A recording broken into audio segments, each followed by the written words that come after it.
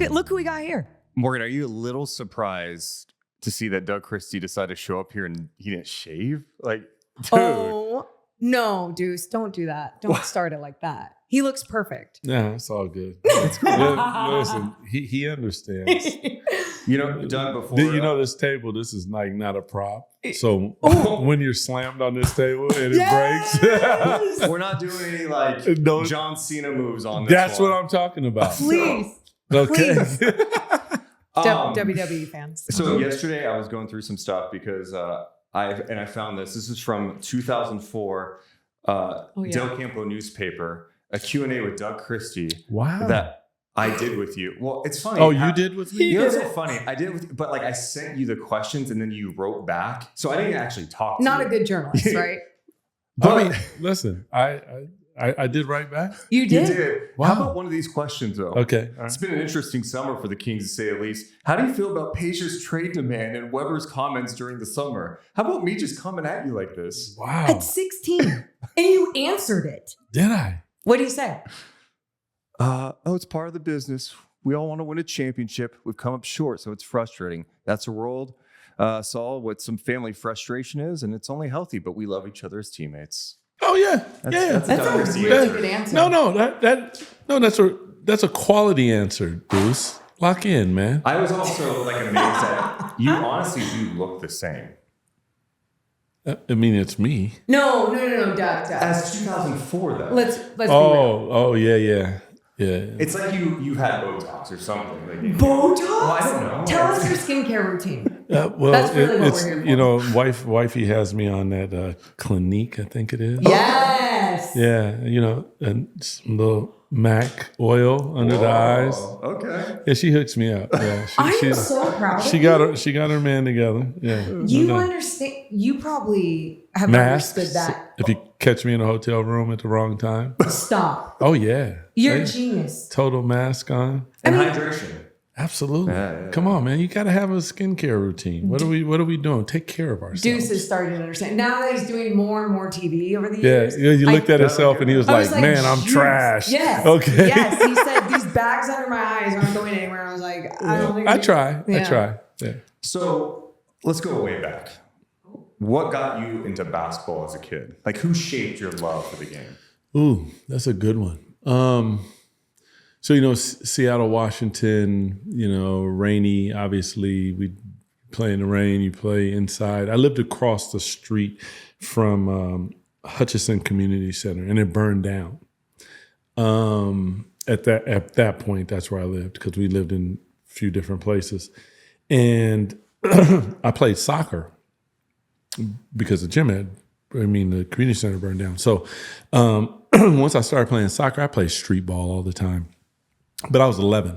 So that was the first time that I ever played on a team that was like organized. And we won a city championship. Whoa. Yeah. And right then I went, oh boy. You know, it was something. So then, you know, right around that same time, maybe even a little younger, but right around that same time, I'm riding a 7 Rainier down from south end of Seattle all the way downtown. And if you know Sir Mix-a-Lot, he had a song called The 7 Rainier. Oh, Baby Got Back. That's fine. Well, easy. Easy. Listen, I know the songs. Okay. So he used to sell tapes out of his window. Wow. Right down in the projects. And we'd go knock on his window, $5, get you the latest mixtape. Yeah. So I'm riding the 7 Rainier downtown, and Rainier Beach, where I lived, is at the end of the valley, and then that's the south end. So as you go this way, you pass Franklin High School, where Jason Terry went, and then you go to Garfield High School, where Brandon Roy and all those guys went. So as we're passing Franklin, it's kind of hazy, kind of like today, a little rainy. The bus stops. I'm looking out the window, and down out of the sounds weird. Down out of the mist comes this white Rolls Royce, and it said NBA 1 on the front, and it was Gus Williams. Wow. And I'm sitting Seattle there, legend. you know, I'm sitting there going, damn, I want to do that route. I don't know what he's doing, but I need to do that. But it was a lot of instances. Like met the X-Men when I was a kid. Played for the Sonics, and then the Sonics were in our town, and basketball just took over my life. After probably after winning that championship, it was what I wanted to do every waking moment of every day. You talked about the community center burning down and just a little bit of your childhood in that. I guess, what was your life like as a kid then? I was a bad kid. Really? Yeah. Unfortunately, I can. Like getting in fights and stuff? Yeah, just trouble. Yeah. Period. Like I was a latchkey kid because my dad didn't live with us, so it was just me and my mom. And then she had boyfriends, and so trying to stay out of trouble, which I didn't do a good job of. But I always felt like there was a point, because my mom worked at a grocery store in our neighborhood. At that point, it was called Lucky's, and then it turned into a couple different things. But it was like literally there's Golden One. It was right across the street from my high school. Okay. So I could only, like the teacher's like, I'll tell your mom. It's like, yeah, like she's right there. So, I was just kind of getting into trouble, and that's ultimately why I left Seattle and went to Pepperdine. And, there was a time in my life where it was really weird, actually, because I always remember people saying, oh, that's Norma's son, and then I started, and the dynamic turned to, oh, that's Doug's mom.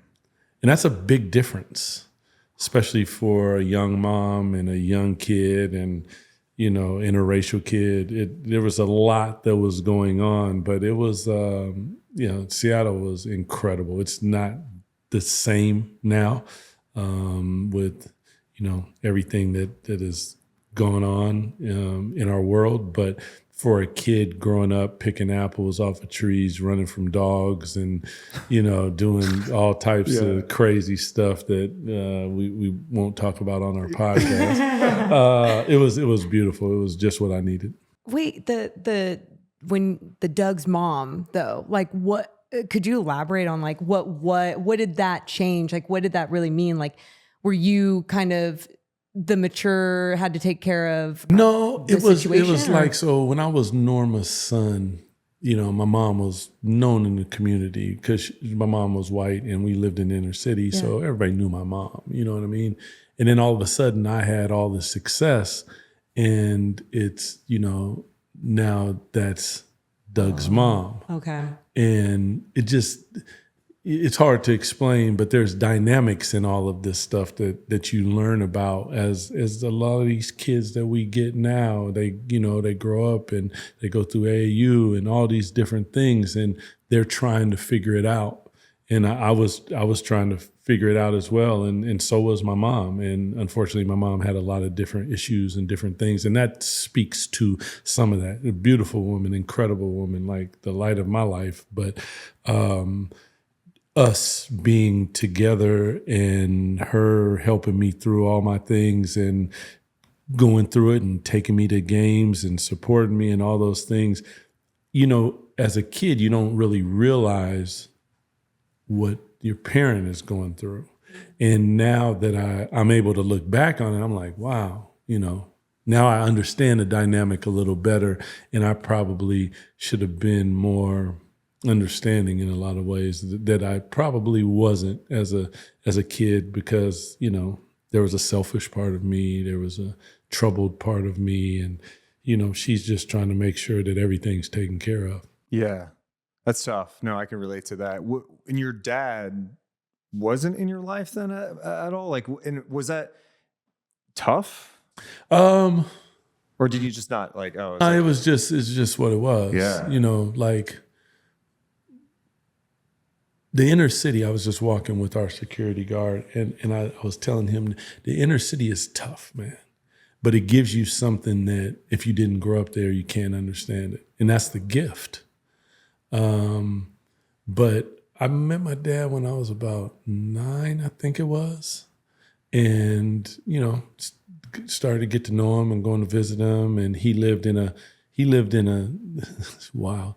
So we lived in Seattle. So if you know Washington, Seattle is in the northern part, and he lived about a half hour out of Portland, which is Portland's in Oregon, but Portland is like right on the cusp of Washington. So 30 minutes up, there's this little town called Longview, Washington, and that's where he's from. So my mom's white, and she lives in an all-black community, and my dad's black, and he lives in an all-white community. So it was interesting to get to know him. But when I went there, super incredible athlete, high hurdle champion in high school, state wrestling champion in high school. I learned about outdoors. We went fishing and hunting and all these different things because it was a different vibe. It was like when I look back on it, all this stuff was a blessing, man. It helped me learn how to deal in different environments and with different type of people. And that's a gift. Some people just only see one thing, so they only know one thing in their bubble. Absolutely. And I was able to experience a lot of different stuff, some good, a lot bad, but the bad actually wasn't all bad because you learn from that. I agree. And it seems like the versatility has also, I don't know, maybe helped you even with challenges or whatever in your whole life. But it sounds like too that you were very emotionally mature at a younger age because you had to be. No, you just hear that now. Okay. I guess that's a compliment. No, there's a lot of, it happens. I was actually, I don't know what they did with that footage. Hopefully that's not for everybody. I was dealing with Moke in Media Day. Yeah. He asked me a question and just all this stuff came up. And I was like, whoa, it was about my mom. So like, now there's just a serious immature side that harnesses and holds a lot of pain, and that, listen, you learn how to deal and navigate, but make no mistake, it's in there and you have to deal with it. So, this part of the, trying to be polished and make sure, like, listen, I'm just a person in life going through it. I've been blessed to be in this position. But I'm a vessel going through life like everybody else. Just continue to evolve and learn Absolutely. Along the way. Life learner. So you talk about like seeing that Rolls Royce, like, man, I want to be that. At what point in your basketball journey were you like, oh, I'm making it to the NBA? Like, not like, oh, I want to, but like legit, like, oh no, I know I'm making it. Yeah, it's funny, man. I can, like, the point where you knew I was getting drafted is different than the point that I knew that I was making it. So when I knew I was making it, I had moved with my dad because I was getting in so much trouble. My mom was like, go live with your dad. So I'm like, cool. So I did. But then I came back. And when I came back, Rainier Beach was number one in the state. They were the number one team in the state. I live right up the street, like less than a mile. And they were going to send me to a different school. And, I got to go to Rainier Beach. How that happened, we don't worry about that. Okay. So I go to Rainier Beach and I'm on varsity, but I'm not playing. Okay. So I'm a sophomore. I'm not playing. Okay. But he wouldn't let me play JV. So I didn't play JV, but I sat on varsity and I got in a couple times. So same thing happened in college, oddly enough. And my junior year, I was the MVP and the MVP in both of those. So I was MVP of the league, but we had one practice, and it was not my junior year, it was my sophomore year. We're going through the practice, and Mel Williams, who was our coach at the time, he blows a whistle, and I can't say what he said, but he's like, "What the," he's like losing it, straight Seattle style, just. He said, "You guys think that you guys just sit down." So we all sat down. And he's standing up there and he's like, "Listen, I know you guys think you're going to make it to the NBA, none of you guys is making it to the NBA. Well, actually, one of you guys might have a chance. And I was like, I'm thinking, who's he gonna say? That's what I'm thinking, And he said my name. Whoa. And right then I was like, oh, damn, this is real. That was the moment? That was the moment. Because I had never heard anybody else say it. Yeah. I'm looking in the mirror at home. Yeah. I'm going, yo, you. I'm shaking the commissioner's hand in the mirror. I'm thinking this is happening. But that's my dream. Yeah. But I had never heard anybody else vocalize my dream. And when that happened, I said, oh boy, I'm going all in. So I even did less schoolwork and played more basketball. That's not funny, kids. Yeah. Go to school. Trust me, do your homework. Yeah. So do you think you needed to hear that too from someone else? Like We all- gave you the belief like, oh, no, I can. This is more than just me looking in the mirror, practicing. Yeah, my we all need, Mo telling you your dream was real. Yes, that's how the podcast happened. Today. We all need to hear it from somebody else sometimes, because we have these dreams and beliefs that, anything's possible and all these different, it's like, yeah, but sometimes you just need air underneath your wings to help you out. And I did in a big way. Mel probably doesn't know. No, I take that back because my wife actually flew down my college coach, and two of my high school coaches, and we had lunch when I played. It was like 2001, somewhere in there, and they all came down, went to a game, cool. and I was able to, tell them all. Yeah, it was cool. That's really, that's special. Obviously just being validated, but then you also, with that validation, put in the extra work. And did anything change for you too? I can only imagine being that sophomore, being on the bench, not playing. And then it happened again in college. You said, when those things happened in your basketball career, do you feel like it just made you better though? Or was it something that a coach shouldn't have done that to you in the first place? It's a good question. I think that in those moments, you need something to help you down your path. And in that particular moment, both times, because like I said, it happened in college, I just realized how it happened in college. That's really weird. If you guys want to know, I'll tell you that one. But so when it happened there, the next year I was the MVP of the league. Yep. Okay. And so in that summer, I don't remember everything, but I was playing a lot of basketball. But, there was a seriousness, I think, that went. Because now, listen, when an adult gets up in front of everyone and says, you might make it, when we go to the locker room, I'm like, yo. Yeah, 'cause I'm just, I got a different type of confidence. Yeah, sure. So in college, I was Prop 48 my first year, so I didn't play. Couldn't practice nothing. The second year, again, sophomore, playing a little bit. And then my junior year, I'm in practice, and we did these things called 3 lines. We did them once in practice. Guys thought I was crazy. So 3 lines, we did them every single day. It's a John Wooden thing. So my coach would just berate me. Tom Asbury, I love this man. And he would go, do you think you're going to make it to the NBA? This is when we're all working. But he's talking to me while we're working in front of everybody. You ain't gonna make it to no. And I was like, but that kid you didn't talk to him like that. Mm. He would lose his whole mind on you. But I had this reverence for this man. So one day I said to him, I'm like, after practice, I'm like, finally, because it was getting out of hand, I'm like, yo, I need to go holler at this dude. So I'm like, hey, coach, can I come holler at you? He's like, Dougie, of course, come see me up in the office. So I'm like, I walk in, I can see it now, glass door slides open. You see the ocean out there, Malibu.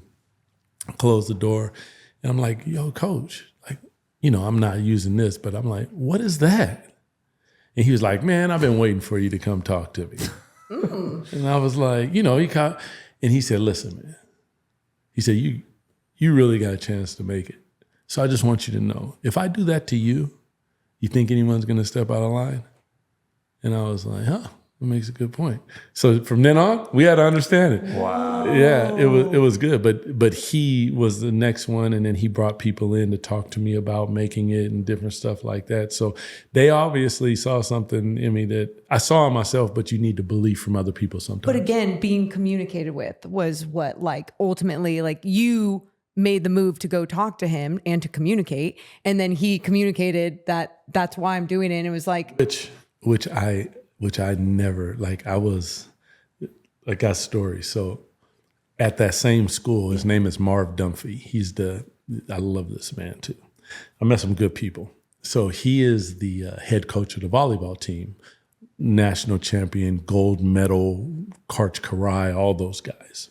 So when I got there, he just, I don't know, he saw something, so he would talk to me and I'd talk to him, and, I really didn't talk that much.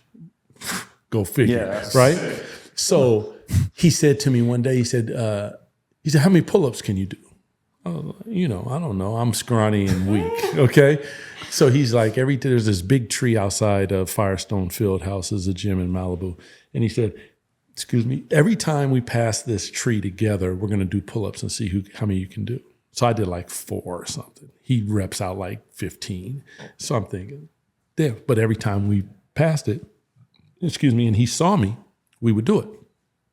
So as he's getting to know me, he's like, hey, why don't you come talk to my class? And I'm like, me? He's like, yeah, come talk to my class. I was like, no.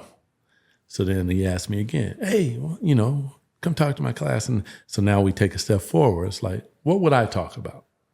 And he's like, you got a story. You don't even realize you got a story. Yep. People need to hear it. And I'm like, so now where it goes from there, I don't know. He got me in there and I talked to his class. And he's a professor. And there's students in there. And he was just like, come and they're going to ask questions, blah, blah, blah. And they did. And I've never shut up since. Yeah. So you get drafted to the league, and like, that's what everyone thinks. You get drafted to the league, and it's like, I'm going to be in the league and be with one team. It's like, success isn't linear. You had ups and downs in the league. It felt like you found a bit of a home in Toronto, if I'm not mistaken. And then you get a call that you're being traded to Sacramento. Like, what's going through your mind on that day? There's certain points in your life that you just remember. I happen to remember that one because my wife and I were looking at a house out in Woodinville, Washington, trying to move out, a little land, what have you. And I'd been asking for a trade. I wanted to leave. And all of a sudden the phone rings. And it's my agent, and I answer the phone, and I'm like, and he's friends with Wayne Cooper, God rest his soul, R.I.P., who they were friends, and they got to talking about it, and all of a sudden when he hit me, he goes, you're being traded to Sacramento. And I'm like, yes. Whoa. Because I had already knew what was here. So now I didn't know to the extent it was going to go down, but I knew like they got Webb, they got Vlad, I had played with him, they got Jay Will, like, okay. It's fun. I'm like, yo. And so my wife was like, Sacramento. I'm like, yo, chill. You're going to love it. Trust. Yes. And that was the first day when I heard that when he told me, I was like, yes, done. Click. So and before that, also, I got a phone call on the golf course. So I'm on the golf course with my wife. Phone rings. First of all, I'm like, yo, chill with the phone. I'm over here swinging. And she's like, it's Tim Duncan. Ooh. Yeah. And I'm like, is this when you were a free agent? Yeah. Yeah. And I'm like, I remember. And I'm like, serious? She's like, yo. So I go over and it's Timmy. And he's like, yo, man, come play with us. We would love to have you, blah, blah, blah. And you did perfect for that team. Hey. I'm glad you did, really obviously. I mean, you probably, many championships, Hall of Fame, all types of shit. But I'm loyal. And that's as I'm talking, I'm like, yeah, got you, blah, blah, blah. Good conversation. And we hang up and my wife's like, well, and I'm like, I just can't. I can't leave SAC. You know, this is we started something, and now we need to finish it. And that was the year that it got as close as humanly freaking possible. Anyway, yeah. When did you really know like Sacramento was special? Like, or when it was special to you, at least personally? You know, like oddly enough, when you talk about ups and downs, like the business of basketball had stripped away my love for basketball. Whoa. Yeah. So Well, what do you mean by that? Like just like the playing, like the political games. yeah, and the trades and the injuries and not knowing who to trust. Yeah, like you know, and some of that is the naivety of being young, thinking you're going to be on a team forever, and you know, and then I dealt with a lot of unsavory characters who were in positions of power, and they were very disrespectful and a lot of different things that I personally had to deal with. So I was just like, and then like first, I think it was a preseason game, and Jay Will's coming down the court, and he's like in the middle, and I'm running on the wing, and he's just like, and he flicks it to me, and as he flicks it to me, he says, "Shoot it, shorty." And I remember I was just thinking, and when I caught it, I was like, what the, you know, and I let it go and made it. And I was thinking, wow. I mean, it just reminded me of childhood. And right then I was like, oh yeah, this is it. The joy came back. Nirvana. Whoa. Yeah, it was big time. That moment for me is like, and he, as a teammate, he gave me that, you know, the love I needed at that moment. Yeah. How painful was it when they traded him? I know it ended up like you get Mike, and that ended up being a good thing. But I just think about like that must have been tough because he was so fun to play with. Yeah, it was. I was mad at first, man. Yeah. I'm gonna be quite. I don't know about all the other guys. I can't speak of them. And then you know when we hit the court in the first practice, I went, "Oh, wow." You know, everywhere the ball went, it was like bang, bang, bang, bang, bang, and you know, but. Jay Will, he made the game. It was fun. Basketball was fun. And it's supposed to be. This is why I tell my players all the time. I'm like, listen, it's a kid's game. Yep. Yes. Let's never forget that. And when you lose that joy, you can see it. And when you play with that joy, you can see it. Oh yeah. I mean, and that's, I think what's been so cool about Sacramento is like having professional basketball here for so long now, where like it's been a one sports town, and fans can feel that same thing, you know, like a lot of people will be like, there's so many dumb just fans out there of any sport, NFL, NBA, all the things. I always feel like with Sacramento, there are so many smart fans because they've been invested for so long, but they see that is what they saw. And that's what they great example of this was like the first preseason game. It's the late fourth quarter, and you've got the young guys in there, and they're trying to compete, and they're sharing the ball, they're getting stops. And the crowd is standing like, it's like a big game to them. I'm like, this game technically doesn't matter, it does, but they're into it. Yeah, I mean, because what you have to understand, what we are doing right now is it's about identity. You know, an offensive and a defensive identity. 3 things that we defend, we rebound, and we share. Like, do you want to win every game? Yes, we want to win every game. But once we establish that this is what you do when you come to Sacramento, that's when things begin to take off. Because people come in here and there's no ifs, ands, or buts. You know, and that's with us. When players came, they may have played a style that was whatever. But if they went out there and all of a sudden it was like, oh, you don't belong. Okay, well, you got to go. Not like we're assimilating around the talent. Nah, this is what we do in Sacramento, period. And when you establish that, you begin to you do your thing. Yeah. And that's what we're here to do. And, you know, like, we understand, you know, time and all these things. It's part of what we have to do, but anybody can do that. That feeling, that love, that joy, you play with that because that's what a king does. How hard is it to be patient when you're going through that process? Because, it's like, yeah, it's one thing to come out and be like, this is the identity we're playing in. You got to execute it. And some nights it's going to be executed. Sometimes it's not. It's not going to go perfect. Like we just talked about, success isn't linear. Like how do you deal with that? We play and we coach to our identity. So I'm a poor sport. I recognize that, I need to win. I want to win, all of that. So that part hurts me. But the part that will make it better is that we consistently play to our identity, because the byproduct of that is winning. Now, you're going to have to get this and that, and we don't know what this and that is right now. We got to get out there and find out. But once we do, then you begin to identify the things that are necessary for that particular thing. So for me, if these guys are playing to our identity, and in the first quarter of the last game versus Portland, our starters did.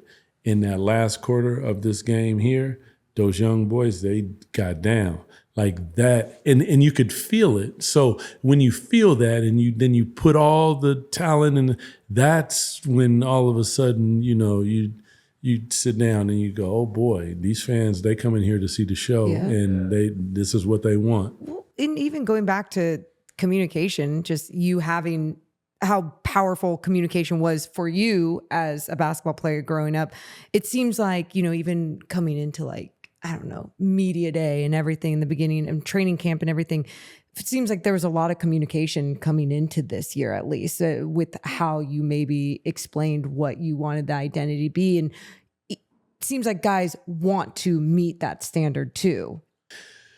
It started with in Summer League with Dip, like, me and him sitting down, and it's like, listen, man, this is going to be the first iteration of what we doing. They got to do it.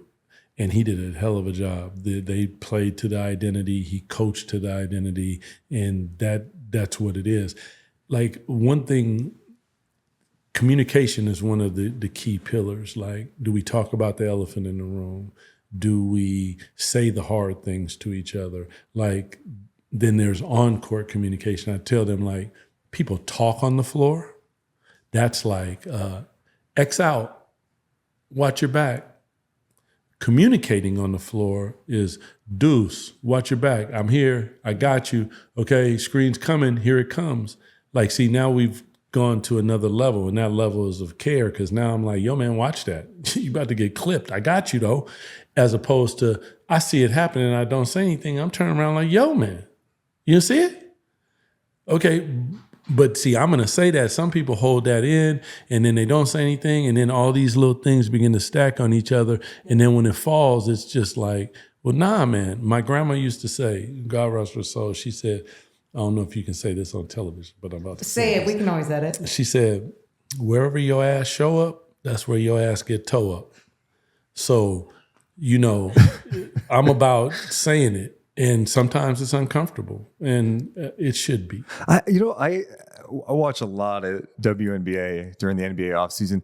I feel like WNBA players communicate so much better than NBA players, like just in game, but also like they're huddling a lot, like with each other. They don't need to go to the coach. It's interesting to see those dynamics, and I wonder, but like, I'm curious if that even goes back to like how they developed, like through AAU ball, where like I don't know if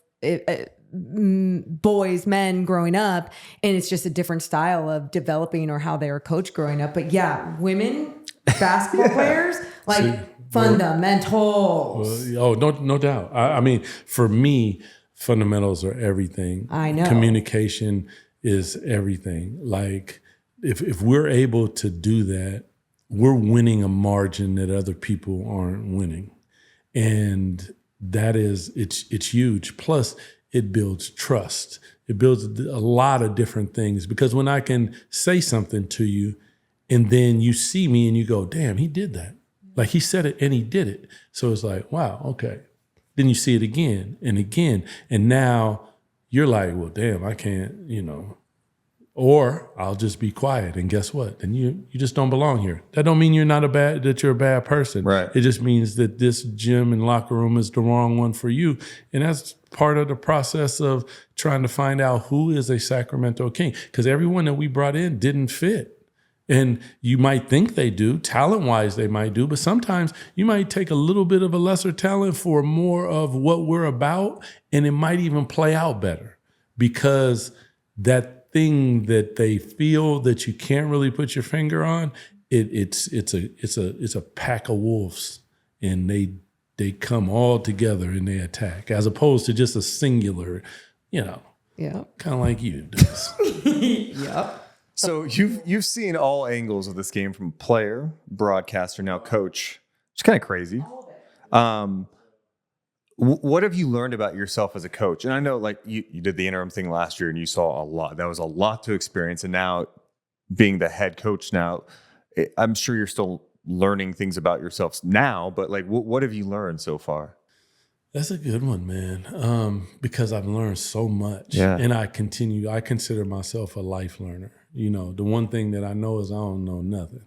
And I think that that's probably what helps me out the most is the game evolves and it changes, and you have to adapt with what it is. And, there's technical and tactical. There's, you got the board, and then you got substitution patterns. And, then there's parts of being a head coach that have nothing to do with basketball, but it all ends up on my desk. And it's interesting, and then you're managing people, and staffs have grown.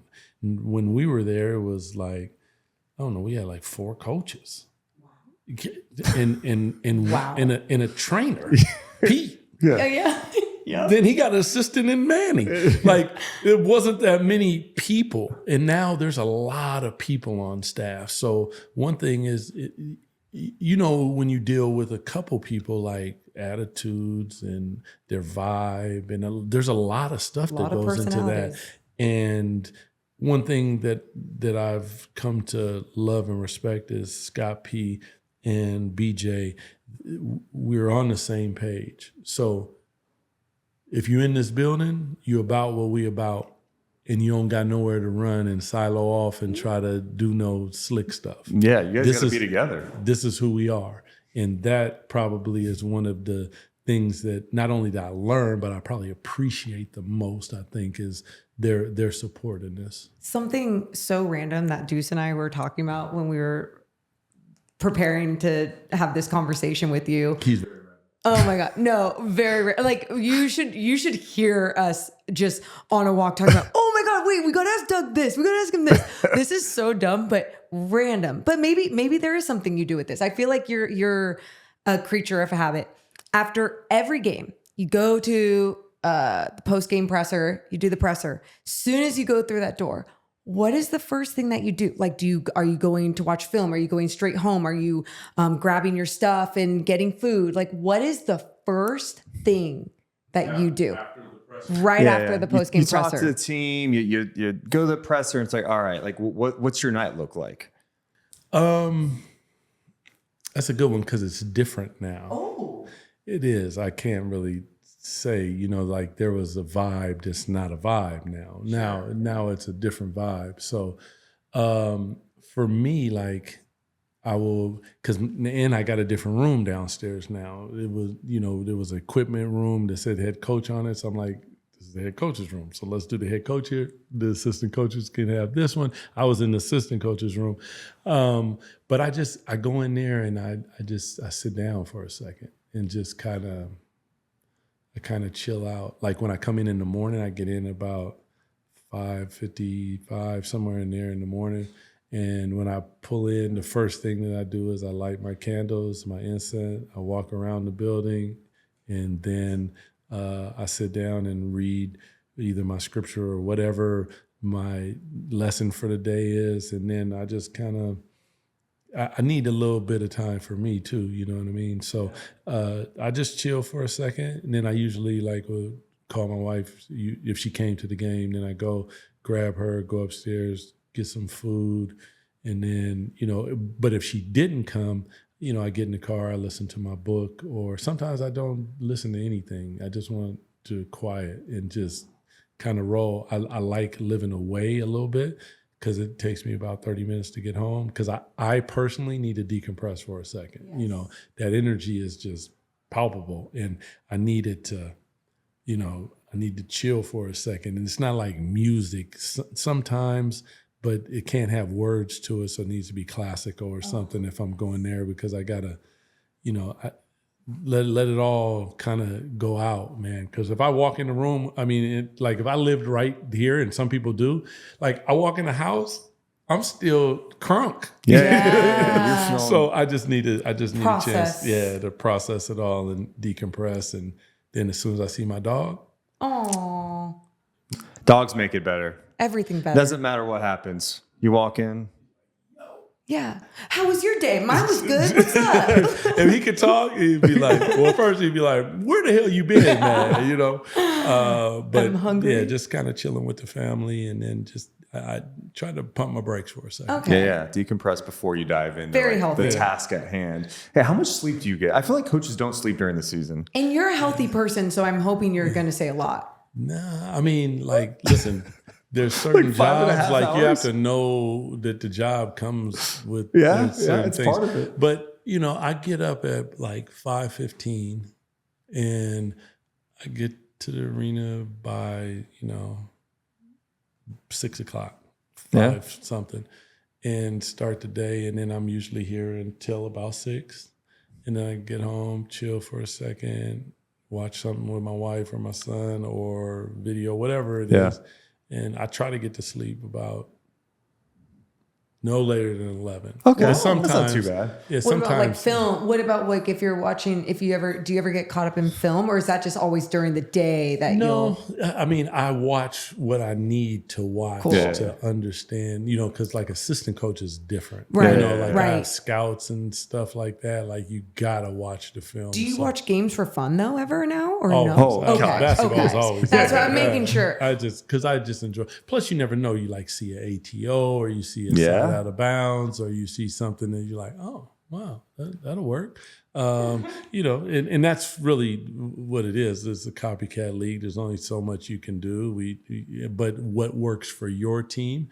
But yeah, I'm a basketball junkie. That's a WNBA. It doesn't college basketball. It doesn't matter if it's on. I'm gonna stop and look for a second. Yeah, it's addicting. And you were just talking about like the evolution of the game too. Do you like the state of like today's NBA? I feel like the players have more skill than ever. Like it's insane. Like even watching young Hansen the other night, I'm like, the 7-footers used to not be able to do these things, and you just look around the league. There's like special elite talent everywhere. I think what has evolved also is the player development, the coaching, and all that. Meaning that, like, instead of saying you're a center, they're saying you're a basketball player. So if you can do it, do it. If you can jump stop and pivot and go between your legs and do all these different things. When I was coming up, it was like the behind the back pass was fancy. Mm-hmm. And then I never forget this. We were at the old practice facility, and I'm coming off like an angle screen, right? And I think it's like Blade, and they're like trapping me. And Coachy's like, hold on. And he comes out onto the court, and he's like, Doug, what's the right pass? And I like pivoted out and passed it. And then he's like, no. So then he said, another one. So I hook passed it. He's like, no. And then I was like behind the back, and he was like, yes. But see, growing up, I was always told that's fancy. Yep. That's flashy. Can't do that. And he clarified, he always did, basketball so simple. He said, if it's required, it's not fancy. He said the player and the proximity of the player will tell you. If he's off of you, well, you can make a simple pass. Yes. If he's a little closer to you, you might have to make a behind the back pass. If they jam you up, now you might have to spin out of it. But allow them to dictate what it is that you use. Now, if you throw the behind the back pass and he's 7 feet off of you, well, now you're being fancy. Yeah. Coachy was the best. That's so. I guess when you do see the game evolve, and you are such a fundamental person, has it been easy for you to just evolve with it, even how you've not only analyzed it, how you've played it, but now how you coach it? Is it easy for you? I'm not really sure if it's easy. I just dive in and try to study and just keep working and try to figure it out and ask questions and teach and just keep on. It was interesting coming back after, I was watching basketball, but I had nothing to do with it. And then I started going on radio when I first got, I was doing pre and post from my son's closet on a physio ball. And, the terms and different stuff that they were using were a little different. And I was like, oh, okay. But to the respect that I have for these guys and the talent that they possess, it's amazing, the things that they do. There are, in my opinion, aspects of the game that need to improve. But the talent that you speak of, truly, truly amazing. It's special. So last one for you. How would you measure success this year? By us creating and establishing our identity. That's what success is all about. If we have, if we've done that by the end of the season, I think if we're playing to our identity every night, win or lose, they want to win, but those fans will come in there and they will be proud as hell.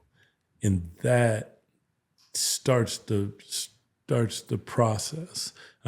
People don't remember, like when we first started, like we weren't winning a lot of games with that team. And then the next year, me and Bobby got there, and then all of a sudden we went up. And then the next year we went up, and then all of a sudden it's 61. But it takes everyone buying into what you're doing. There can't be a weak link, because wherever the weak link is, that's where the energy escapes. It's searching for that. Absolutely. This is not individual. You want an individual sport? Go play freaking golf. And I think more so than ever, it's that way. Watching the finals, I was just blown away by both teams, OKC and Indiana, and you just felt that togetherness. Like they were locked in. Even when you look at both of those teams, like when I first got into coaching and then those years after, I was told, you can't pick up 94 feet.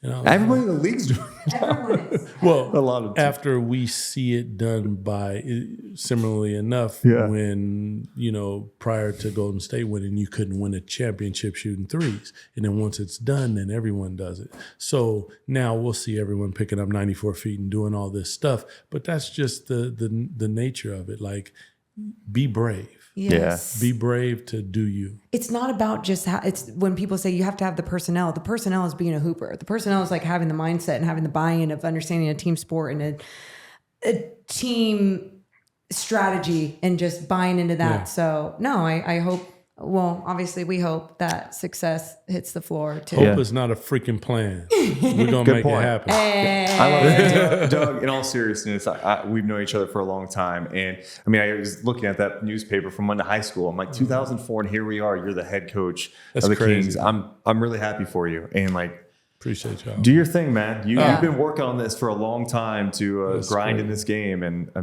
I hope you enjoy this moment. Yeah, I'm having a good time. I'm here for a reason.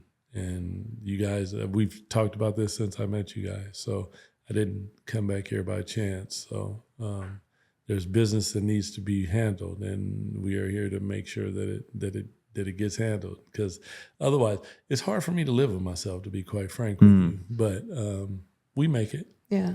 And we'll figure it out. Enjoy that journey. It's the one and only Doug Christie.